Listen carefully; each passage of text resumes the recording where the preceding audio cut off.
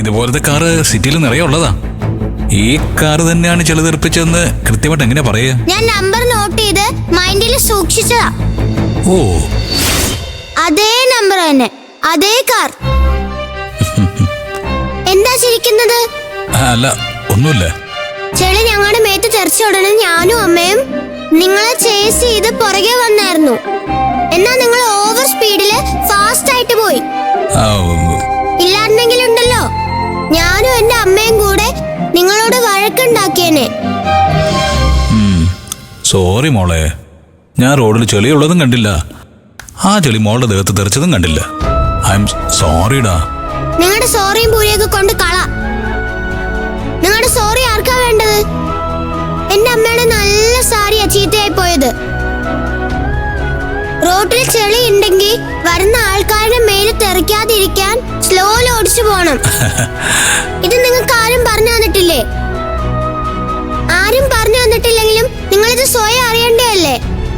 നിങ്ങളുടെ ഇഷ്ടത്തിന് വണ്ടി ഷർബുർന്ന് സ്പീഡിൽ ഓടിക്കാവോ?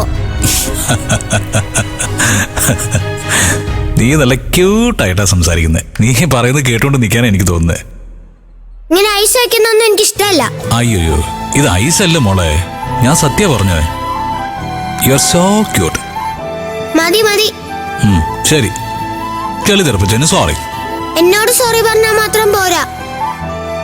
എന്റെ മേത്ത തെറിച്ച ചെളിനേക്കാളും കൂടുതൽ അമ്മയുടെ മേത്താ തെറിച്ചത്. ഓ, അതുകൊണ്ട് നിങ്ങൾ എന്റെ അമ്മയോട് സോറി പറയണം. ശരി, നിന്റെ അമ്മയുടെ അടുത്തും ഞാൻ സോറി പറഞ്ഞായിട്ട് പറഞ്ഞേക്ക്.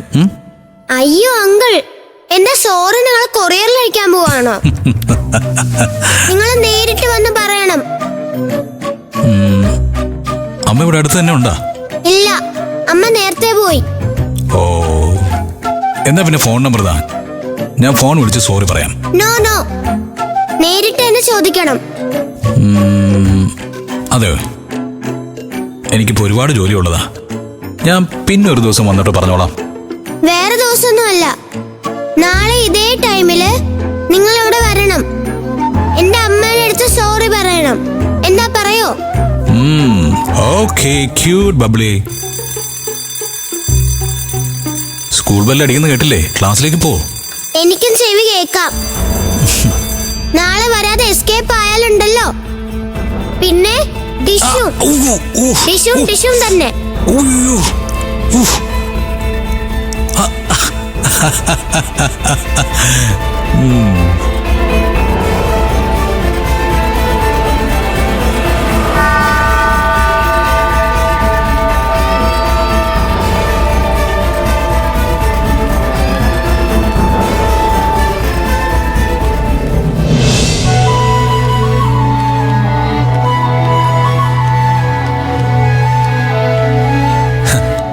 എന്റെ മോളുണ്ടായിരുന്നെങ്കിൽ അവൾക്ക് ഇന്നത്തെ ഈ പ്രായം കാണും.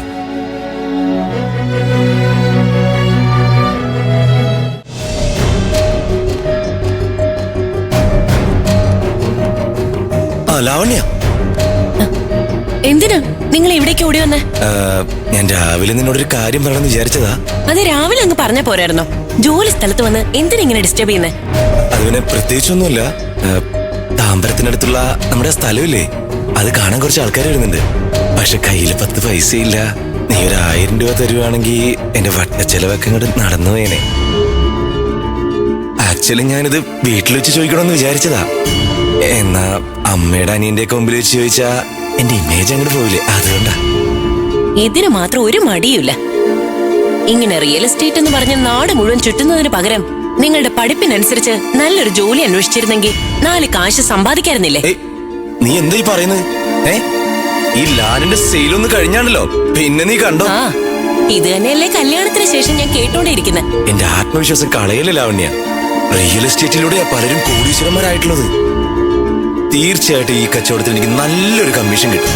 അത് കിട്ടിയതിന് ശേഷം ഞാൻ സ്വന്തമായിട്ടൊരു ബിസിനസ് തുടങ്ങാൻ പോവാ.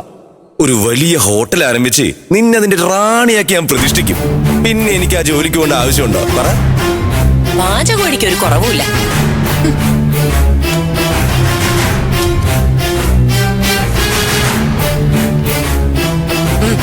Thanks love. എന്ത് പണിയാ കാണിച്ചേ? വൈഫിനെ കണ്ടിട്ട് വരാന്ന് പറഞ്ഞിട്ട് ഇവിടുത്തെ നിൽക്കുവാണോ? അത് പോവാം നമുക്ക്. എന്തൊക്കെയുണ്ട് സിസ്റ്ററെ? സുഖായിരിക്കുന്നു.